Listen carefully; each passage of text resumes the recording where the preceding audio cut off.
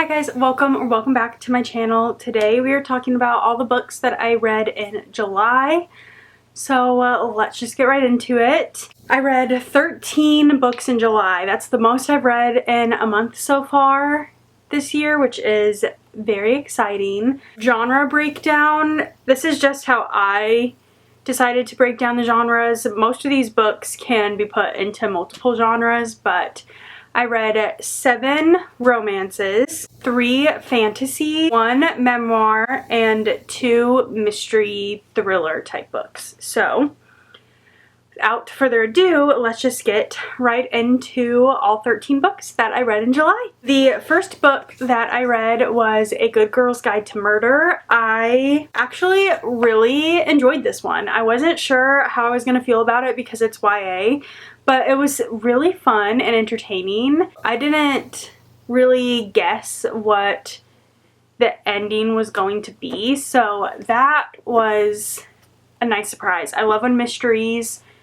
I don't always guess it. Although sometimes I do like guessing and being right, but I also like when it surprises me, and this one surprised me.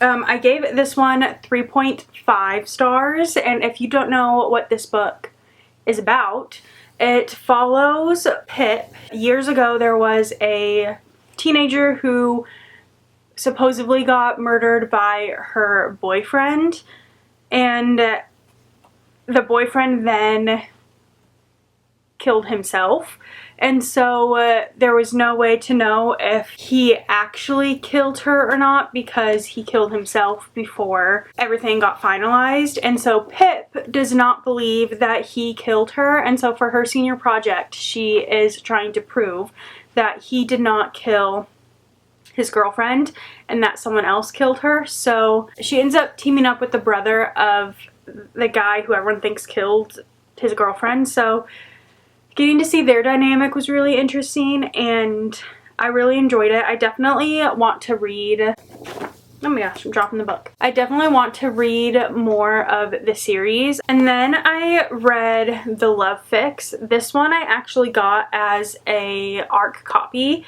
but I thought that this one was really cute. I gave it also 3.5 stars. It follows Lexi, which is my name, which is what drew me to the book. But her and her sister their mother has passed away, and she left all these letters for her and her sister to hand deliver, breaking down the inheritance, because right before the mom passed away she won the lottery. Has some wrongs that she needs to right, so she wrote these letters, and her sister have to hand deliver them to the people that she needs to right what she did wrong to them. So I thought it was a great storytelling of 2 sisters rekindling what they lost, and then also she finds love along the way, which was really sweet. So would definitely recommend this one. It technically is like the 8th book in a series or something. It's an interconnected standalone series though, so you don't need to read it in order. This is the only one I've read, so I don't know if there was characters in this one that were in other ones, but I still thought it was cute, and the cover is really pretty as well. That's always a bonus. That was my dog. The next book that I read was The Paradise Problem by Christina Lauren. I loved this one. I gave it 4 stars. I thought it was so fun. It follows this couple who in college got married, like legally actually got married so that they could live in married housing, and then once they graduated from college they went their separate ways. And it fast forwards a couple years, I don't remember how many years, but it fast forwards and they legally are still married, but the girl does not know that. But the male main character's sister is getting married, and his whole family thinks that he is still married to this girl, and so he goes to meet up with her, and they decide to fake being married for the sister's wedding. And it will also save his inheritance because there's some stipulations with that that you discover once they're at the wedding. I thought it was really entertaining and I was laughing and smiling while reading it, so would highly recommend. It was a great summer read. And then I read Emily Wilde's Compendium of Lost Tales. This is the third and final Emily Wilde Encyclopedia of Fairies book, and I really enjoyed this one too. I gave it 4 stars. I thought it was a really nice wrap up to the whole universe. It just continues to follow Emily Wilde and Wendell Bambleby as they are on their journey. I can't say too much about that one without giving it away because it is the third and final book in the series and I don't want to spoil anything. It's a very cozy, cute fantasy book. I definitely would recommend reading that in like the fall, the whole series in the fall winter time, because it's very cozy and cute and kind of atmospherically around that time. And then I read One Dark Window by Rachel Gillig. I really enjoyed this one too. July was just a really good month for me. I read lots of really great books. I gave this one 4 stars, or 4.5, yeah. I gave this one 4.5 stars, so not quite a 5 star, but I really enjoyed it.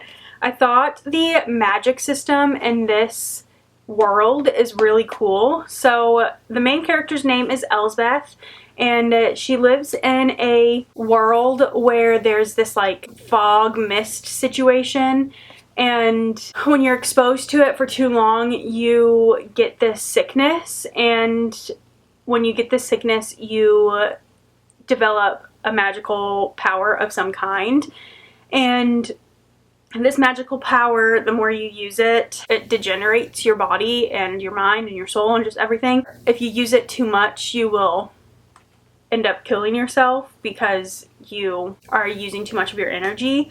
But everyone else uses magic by this deck of like playing cards.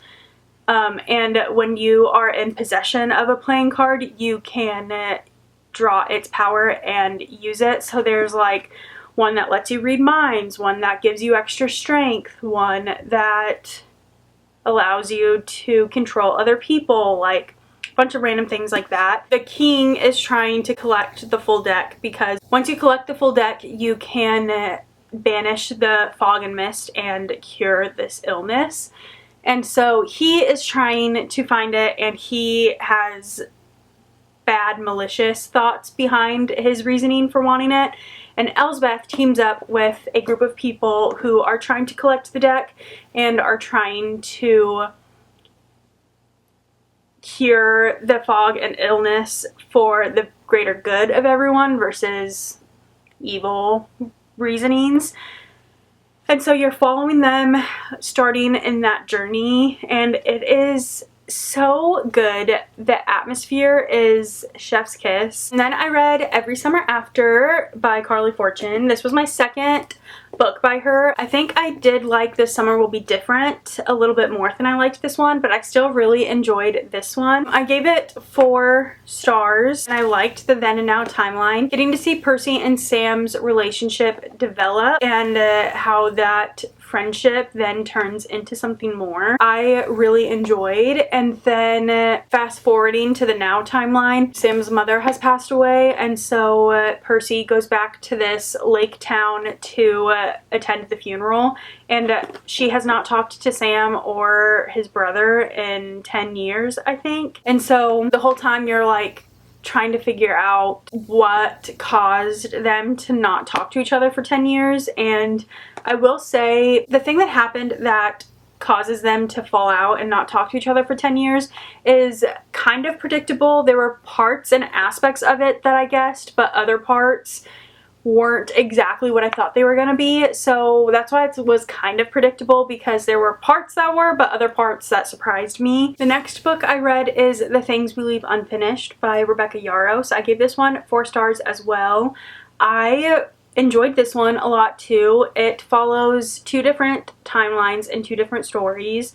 There is a present day timeline where our female main character's grandmother has passed away, and she was a famous writer, and she has one book that she didn't finish, and the grandma's agency, I guess, or management is wanting to finish this book. So they are looking to hire someone to finish this unfinished book by her. And so you are following the female main character and the male main character. The male main character is the person that is chosen to finish writing this book, and their dynamic. She does not like his writing, and he loves the grandmother's writing.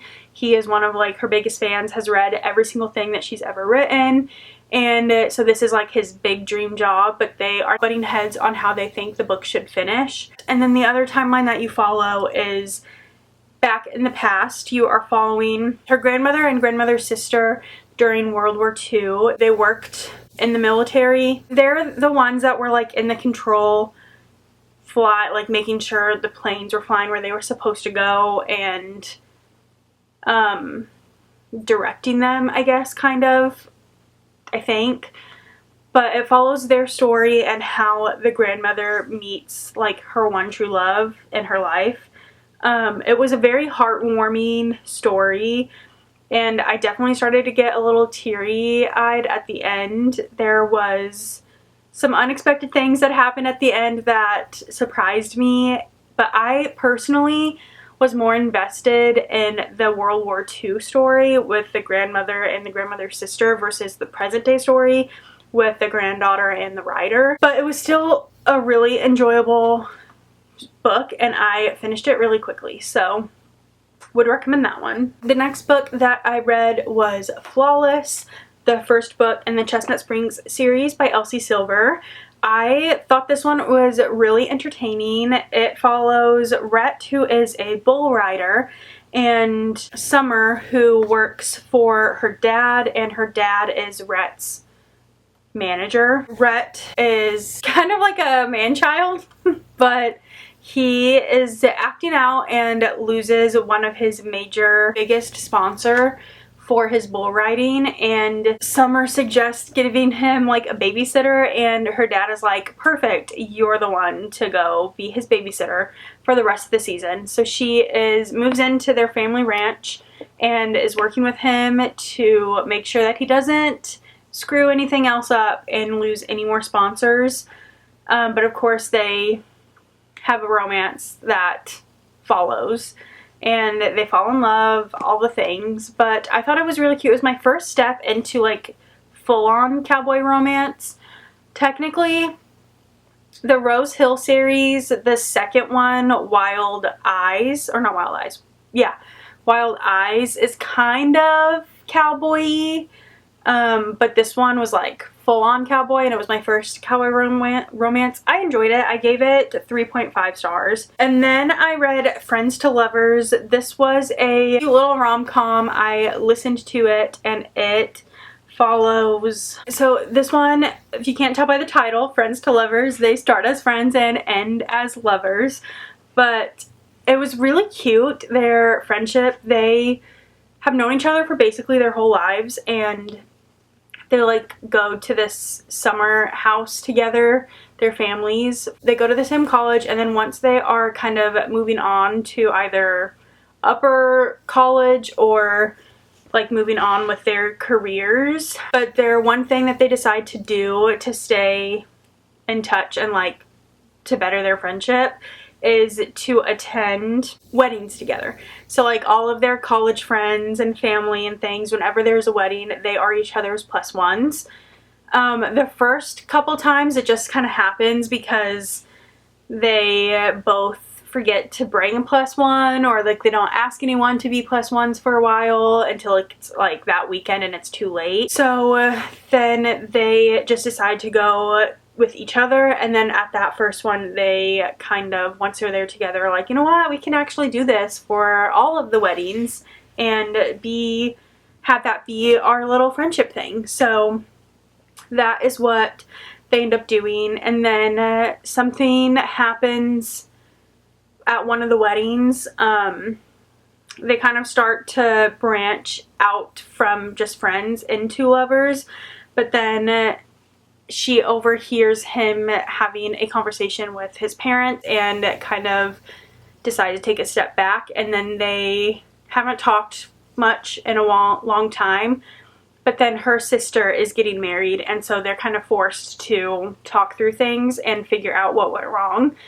I thought it was really cute. Definitely rom-com, but I really enjoyed it. I also got this one as an ARC copy from NetGalley, and it was really cute. So it is definitely out now because I've seen it in the bookstore, so go read it if you haven't yet. And then I read Summer Romance by Annabelle Monaghan. It was really cute too. Again, very much summer rom-com vibes. If you can't tell, that has been my jam in July. I feel like July is peak summer, so I just had to get all the summer romances in. This one follows a girl who is a single mom after going through a divorce, and she has been just stuck in a rut. She only wears sweatpants and she just like can't get out of this, but then she randomly one day decides, like, you know what, I'm gonna put on, she called them hard pants. So basically it was like a overall or something, like not sweatpants. And she goes and takes her dog to the dog park and runs into someone who they kind of get this instant connection. Turns out this guy is her best friend's little brother, but there's like a romance that starts happening between them, and I thought it was really cute and sweet and genuine. So definitely would recommend that one as well. And then I read Two Twisted Crowns. I gave this one 5 stars. I love this one. Oh, I don't know if I said. I gave Friends to Lovers 3.5 stars, and Summer Romance was 4 stars. Next, I read Two Twisted Crowns, and this one was 5 stars. I loved this one.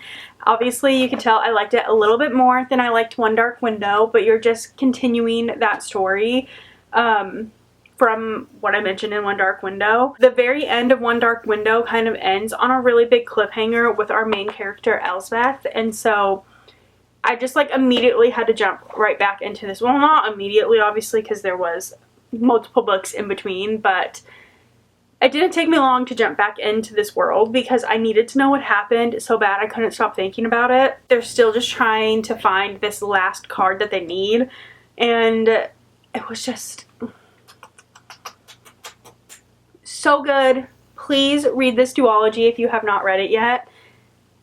It's probably one of my favorite fantasy duologies that are out there, that I've read so far at least. And then I read Big Little Lies. I actually already knew what happened in this book because I watched the show, but I had never read the book, so I figured I would read it. I was just browsing through Libby. I needed something to listen to because I didn't have any other audiobook going at the time, and I was looking through the now available ones and it was on there, so I just downloaded it and read it. It was pretty spot on to what I remember the show being, which is nice. I like when shows follow the books pretty well when they adapt it to TV or movie, and this one followed very closely to the book, so I enjoyed that. But you follow a group of moms that are all moms to kids in this same kindergarten class, and they are at a school event, and one of the people at this event ends up dead. And so you're going then and now timeline, police interviewing people to try to figure out who killed this guy and how he ended up dead. And then you also go to the then timeline where you are kind of seeing how their dynamics and conflicts came to be, and I thought it was really interesting, so I gave it 3 stars. It wasn't anything super fancy, but it was still entertaining, so 3 stars. And then the last book that I read was My Next Breath by Jeremy Renner. He is the person that plays Hawkeye in the Marvel movies, but this is his memoir. I don't rate memoirs specifically because I feel weird about putting a rating to someone's life story. So I don't rate my memoirs, but I really enjoyed this one. If you don't know anything about Jeremy Renner or his story, he like I said, plays Hawkeye in the Marvel movies, but this has nothing to do with him working in the Marvel films or any films. But back in 2023, he was in a terrible accident where he got ran over by a snowplow, and he almost died. Basically, he did die and then came back, but he was in the ICU for a really long time, and he had to like relearn how to walk, and just all the things you could think of happened in this accident.